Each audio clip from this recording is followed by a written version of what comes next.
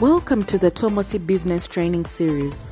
The basis of these sessions is to support the Tomosi Group staff and management to raise their capabilities and performance.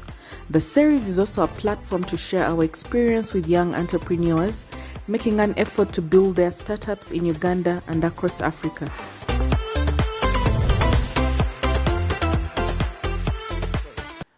Good morning. This is session number 4, segment number 4 of our series about the connectedness of the Great Lakes region, where we started from about a month and a half ago.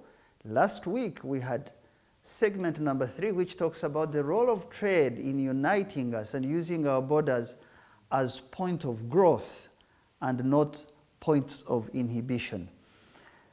Where we left off, we spoke about exports, the role of exports in strengthening countries, the role of exports in growing economies and strengthening enterprises that pay taxes, that build roads, hospitals, employ people, and make us better people, better countries. Remember, we spoke about low exports.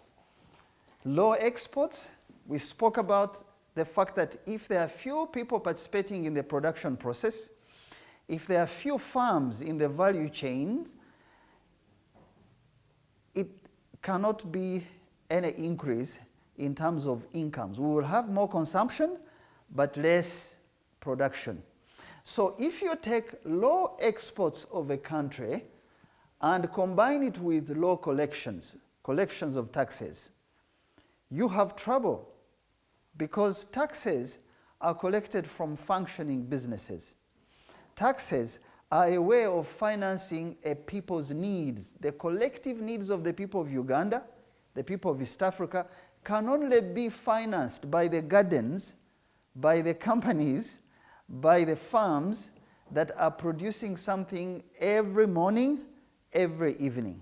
So if they are exporting less, it means that we will have low collections, low money is coming into our cash till, and when you combine these two, it means that we can only survive in 3 ways as countries.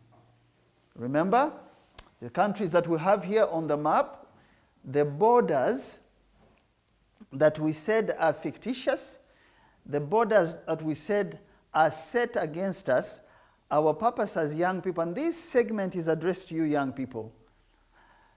The fact that we can use an enterprise, a business idea, to knock down these borders and create one huge market, regardless of political issues, regardless of infrastructure issues, because trade is like water, it will always find its way.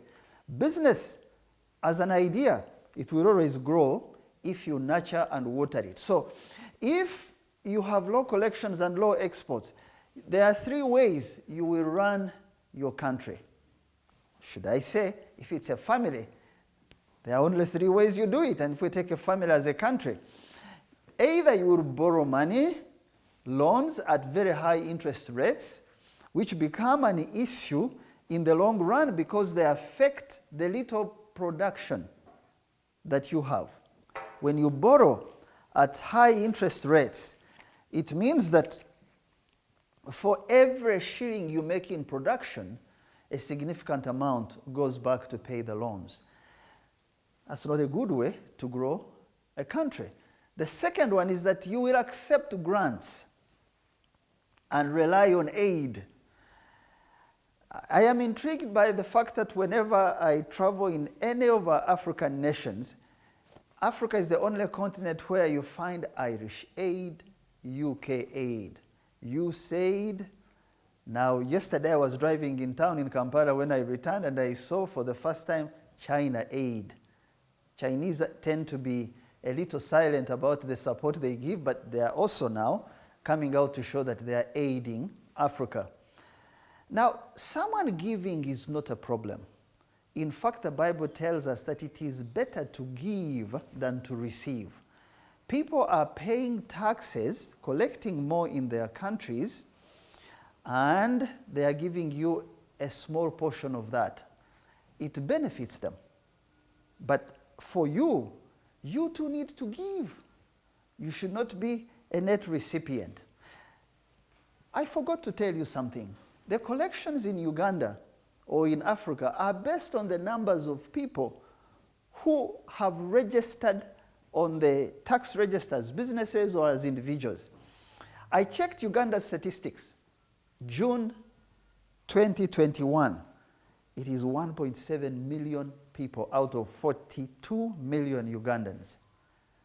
Now, 1.7 million people of the 42 million Ugandans is about 4%, less than 5, say 4.5%. It means that 4% of Ugandans are carrying the 96 on their shoulders. Does it surprise you that we have few jobs going around, that we have little money to fix particular things, and that the few who have access probably cause more trouble for those who don't? Now, 1.7 million people, I found out that actually 1 million are the active payers. So out of 1.7, out of 4%, even less. So I took the country of America. America is larger, more population, more developed, but we should always compare ourselves with what we think is the best. That's the only way you grow as a person.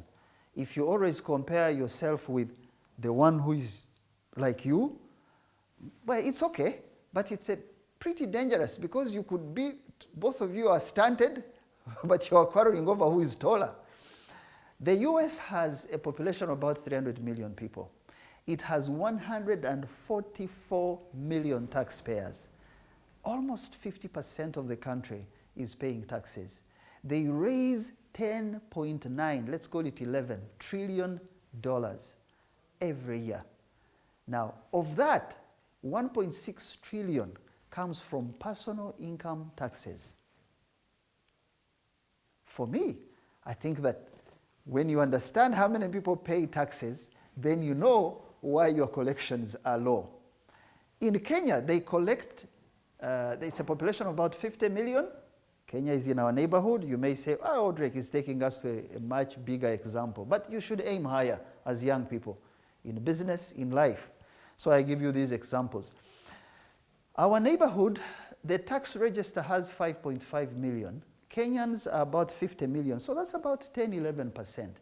Still small, but growing. So in other words, when you have these low collections and low exports, you can either borrow or accept grants and rely on aid. The third way is that you probably have to print money. If you print money, you cause inflation.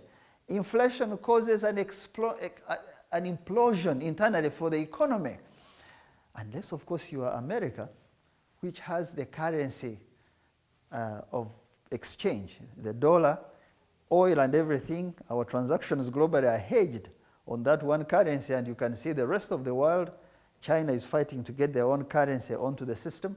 They can print some dollars and put them in the circulation and support a particular lifestyle without necessarily producing for that kind of lifestyle. But that's unsustainable. I don't want to advise anyone or any country to do that.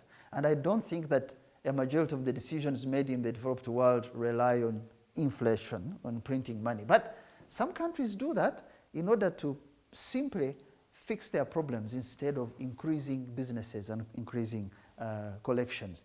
When you do this, you borrow, you accept grants, or you print money, it leads you to a very dangerous situation as a country. Low standards of living mean that there is very limited consumption in that economy. Companies cannot sustain production and market there because the standards of living are low, and therefore there is limited opportunity, and skill and capital will move out and look for where opportunities are higher. Be careful about rejoicing in a country that only consumes and doesn't produce, or simply fighting to work in the public sector when the real deal is enterprise. Opportunity and skill do not follow low standards of living. That leads you eventually to number 4, which I call here endangered politics. What I have described above, if you follow through, it endangers our politics And someone said politics is the art of the possible. It's a negotiated consensus about how things should be done. But if the economy is doing badly, if you are not picking your bills very well, it means that politics is endangered and there is polarization based on tribe and religion. So I want to get into this job using my tribe or my religion. I don't want to get into an enterprise to open those borders and sell more. Finally, this situation ends up in stifled social mobility. It means that classes, peasants don't become workers, workers don't join the middle class. That stunting causes retardation. So in all these things that Audrey is sharing with you as a young person, what do I want you to do? Because my calling, my strong feeling is that anyone who can do something on their own should not wait on anyone to do anything for them. To start an enterprise changes this picture. To keep in an enterprise, even if it's facing headwinds, going through trouble with employment, with taxation, with the market, keep at it. Because when you keep at that, the thing you do saves another person, saves the country. We would like to hear from you. Please email us at info@tapmedia.com and visit our website at www.tapmedia.com. You can also visit our offices located at Tomosi Business Park, Luzira, Port Bell Road, or call 0414 220 702. Thank you.